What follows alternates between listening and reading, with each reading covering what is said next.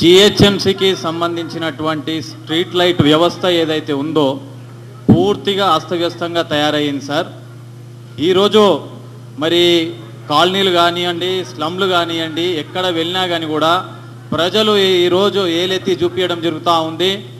లైట్లు కావాలని చెప్పేసి 2 సంవత్సరాల నుంచి మొరబెట్టుకున్నప్పటికీ కూడా ఇప్పటికీ మరి స్ట్రీట్ లైట్లు ప్రొవైడ్ చేయలేనటువంటి పరిస్థితి. హైటెక్ సిటీకి దగ్గరలో ఉంటున్నటువంటి నేపథ్యంలో మరి వాళ్ళు మున్సిపల్ ట్యాక్స్ కడతా ఉన్నారు, తర్వాత ఎలక్ట్రిసిటీ ట్యాక్స్లు కడతా ఉన్నారు, మరి ప్రతి ఒక్క మరి లైసెన్స్లు కడతా ఉన్నారు. ప్రతి ఒక్కటి చేసినప్పటికీ కూడా ఈరోజు ప్రజలు మరి అడిగే ప్రశ్న ఏంటంటే, మేము 2-2.5 సంవత్సరాలు అవుతా ఉంది, స్ట్రీట్ లైట్ల కోసం మేము కొటేషన్ ఇవ్వడం జరిగింది, మరి మినిమం మీరు స్ట్రీట్ లైట్లు కూడా ఏర్పాటు చేయలేనటువంటి దుస్థితి ఉంటే మరి ఈరోజు మా ప్రాణాలకు రక్షణ ఏంది?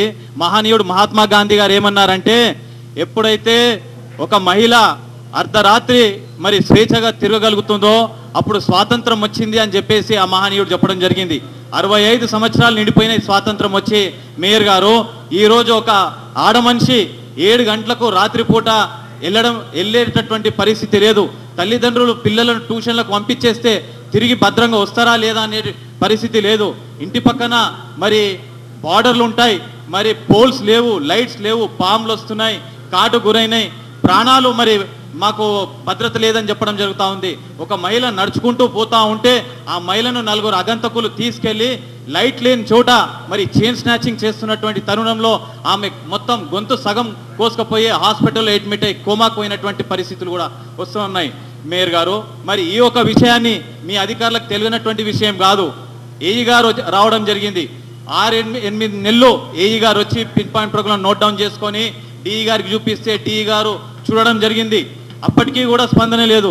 మొన్న రాత్రి ఇక్కడ కౌన్సిల్ అయిన తర్వాత ఈజీ శివరాజ్ రాథోర్ గారు మరి విన్నవించుకున్న తర్వాత గుర్తు చేసిన తర్వాత వాళ్ళు రావడం జరిగింది. వారి సమక్షంలో ఎన్ని చైన్ స్నాచింగ్లు అయినాయి, ఎన్ని పామ్ కాట్లు అయినాయి, ఎన్ని మర్డర్లు అయినాయి, ఎన్ని థెఫ్ట్లు అయినాయి అని చెప్పేసి 10% కవర్ చేయడం జరిగింది. మరి ఏమన్నారంటే, సార్ ఇంత దుస్థితి ఉంటుందని చెప్పి నేను ఎప్పుడు కూడా ఊహించలేదు, నేను 2 కండిషన్లు పెడతా ఉన్నా, అయితే తప్పకుండా స్ట్రీట్ లైట్లు నేను చేపిస్తా, కానీ ఈ ప్రజలతోటి దొప్పించుకున్నది మాత్రం నాతోటి కాదు, నేను ఈ విషయాన్ని కమిషనర్ గారి దృష్టికి కూడా తీసుకెళ్తా అని చెప్పి చెప్పడం జరిగింది. మీకు తెలియని విషయం కాదు మేయర్ గారు, రైట్ టు లైఫ్ అంటే right to life includes right to live with human dignity, that includes even providing street lighting also.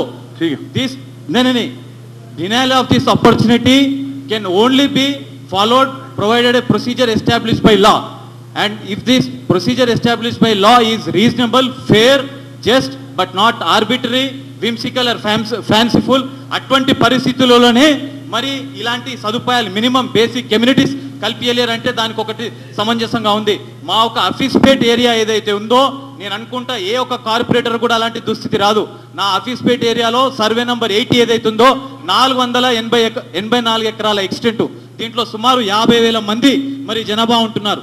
Gokul plots ఏదైతే ఉందో 200 ఎకరాల ఎక్స్టెంట్, దాంట్లో సుమారు ఒక 20,000 జనాభా ఉంటున్నారు. వారికి బేసిక్ కమ్యూనిటీస్ ఇవ్వడం లేదు. కారణం ఏంటంటే ఇది కోర్టులో పెండింగ్ ఉందని అంటున్నారు. నేను అడిగేది ఏంటంటే మేయర్ గారు, no one is above law, everyone is subordinate to law.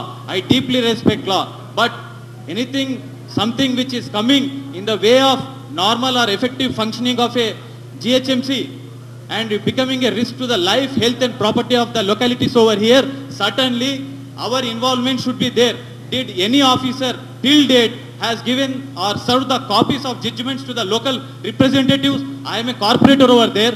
Since past 2.5 years, our local people are suffering there with no water, no street lighting, no basic amenities, and only response coming from the authorities is it is lying in the court. When an opportunity is given to the local people over there, they will have an opportunity of effectively lodging their representation, and not serving copies on the sufferings also is amounting to denial of justice and miscarriage of justice. So ఈ సందర్భంగా నేను మీతో మనవి చేసేది ఏంటంటే, court cases ఏవైతే ఉన్నాయో, ఇప్పుడు మా 484 ఎకర్స్ ఏదైతే ఉందో survey number 80 Sivaramakrishna and others versus Rangareddy court ఉంది. కానీ అక్కడ 50,000 జనాభా ఎవరైతే ఉంటున్నారో వారికి ఈ కోర్టుకు ఆర్డర్కు సంబంధం లేదు. కానీ బాధితులు నేరుగా వాళ్ళే ఉంటున్నారు కాబట్టి వారిని ఇంప్లీట్ చేయాలన్నా, వారిని మరి ఈ సిస్టంలోకి తీసుకురావాలన్నా కానీ ఫస్ట్ ఆఫ్ ఆల్ మన దగ్గర ఇప్పుడు కాలేరు వెంకటేష్ గారు చెప్పడం జరిగింది, లీగల్ ఎక్స్పెన్సెస్ నేపథ్యంలో 10 లక్షల రూపాయలు లీగల్ మరి వాళ్ళకి కడుతూ ఉన్నారని చెప్పేసి ఈ రోజు ఒక గవర్నమెంట్ లీడర్ కానీ, ఒక పబ్లిక్ ప్రాసిక్యూటర్ కానీ ఈ యొక్క స్టేజ్ ఇక్కడ ఉంది అని చెప్పి ఎవరు చెప్పలేదు. కావున నేను మనవి చేసేది ఏంటంటే, street light does which are not in the court, what my request is, let EE himself, or my invitation is, you have not given, you are thinking twice to give me opportunity to speak. I request you to personally come over there, inspect the localities. My requirement is more than 1000 SV lamps.